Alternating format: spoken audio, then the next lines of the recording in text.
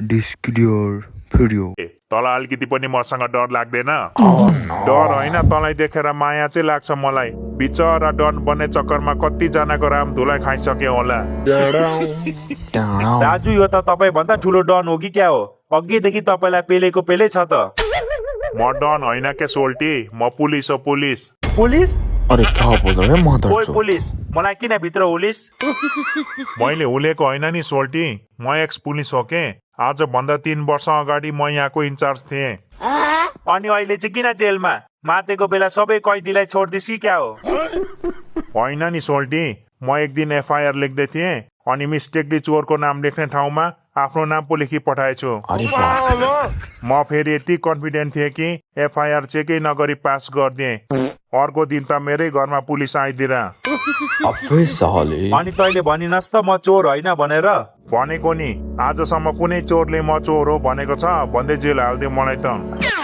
कति हाँस्नु तेरो चाहिँ के छ कहानी त चाहिँ कसरी पुलिसको फेला परिस् मलाई त त्यसै अठाएको हो पुलिसले जब फेक केटीको आइडी बनाएर केटाहरूसँग पैसा माग्न नि नहुने कस्तो राम्रो बिजनेस चलिरहेको थियो पुलिसहरू बिचमा आएर सबै चौपट बनाइदियो साले त्यसलाई बिजनेस भन्दैन स्क्याम भन्छ स्क्याम अरूलाई ठगेर कमाएको पैसा कहिले टिक्दैन थाहा छैन तँलाई तेरो बाउले भन्ने होला कसले भन्नु टिक्दैन नटिक्ने भए काठमाडौँमा 2-2वटा घर हुन्थ्यो मेरो अरे बाप रे मलाई त साथीले एमालेको आन्दोलनमा जाम खान पाइन्छ भनेर गएको लास्टमा पुलिसको भाटा खानुपर्ने रहेछ मलाई के थाहा आफ्नो मर्जीले आएको भनेको सुनिनास् मैले चाहे भने 1 मिनेटमा जेल बाहिर निस्किन सक्छु तेरो बाउले अनि भन्दा जेलभित्र चाहिँ के खानु बसिरहेको त कि पुलिसनीसँग लप पर्दैछ तेरो हलिउडको हिरोइनहरूलाई बाल नदिने मान्छे म तेरो पुलिसनीसँग लप गर्छु पत्तै न त्यस्तो मर्यो। नभन्नु न दाजु यहाँको पुलिसनीहरूलाई तपाईँले देख्ने भएको छैन हिरोइनी भन्दा कम छैनन् कोही पनि त्यसो भए त गएर लप गर्न त जा म त त्यसैको पर्खाइमा छु नि दाजु त्यही भएर त 3 वर्षको सजायलाई 4 वर्षको बनाइदिनुहोस् भनेर बसिरहेको छु नि अरे बाप रे त्यो गालामा कोठी भएको पुलिस नि मेरो हो है आँखा लाइस भने तेरो आँखा झिकेर गिद्धलाई खुवाइदिन्छु गालामा कोठी भएको 2 जना छन् कुन भनेको तैले लौ लौ साले तैले पनि आँखा लाउँदै ससी क्या हो त्यो दाहिने गालामा कोठी भएको मेरो मायालु हो कसैले आँखा लाउने होइन है लाउँदिन के लाउँदिन घरमा बुढी हुँदा हुँदा चारतिर आँखा डुलाउने बानी छैन के मेरो अच्छा very good I like you मलाई लोयल मान्छेहरू साह्रै मन पर्छ मान्छे भनेको अपर्चुनिस्ट हुनुपर्छ के दाजु लोयल त कुकुर पनि हुन्छ बात तो सही यो है अपर्चुनिस्ट भनेको चाहिँ के हो नि खोइ मलाई पनि थाहा छैन हौ मैले त फेसबुकमा देखेको थिएँ त्यही याद आएर भनिदिएको दाजु तपाईँलाई एउटा कुरा सोधौँ डन डन सोध तपाईँ त नेपालकै सबैभन्दा ठुलो डन होइन अनि जेल चाहिँ कसरी आउनु बनी पुलिसको गाडी चढेर आयो नि कसरी आउनु र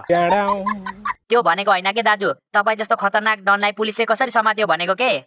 उत्तानो पारेर समात्यो होला नि तँलाई किन चाहियो बात तो ओइ सही भाइ है मलाई कसैले समातेको होइन बुझेस् म यहाँ आफ्नो मर्जीले आउँछु अनि आफ्नो मर्जीले जान्छु चल झुट्टा आफ्नो मर्जीले आउने आफ्नो मर्जीले जाने यो जेल हो कि तपाईँको ससुराली हो दाजु क्या बक रहा है यार ससुराली होइन हौ माओली भन्न ससुरालीमा कहाँ जो देखाए पाए त्यो देखेर जान पाइन्छ बात तो सही है ससुरालीमा जाने भनेको कि त सासू ससुरा बिरामी हुँदा कि त सालीको बिहे हुँदा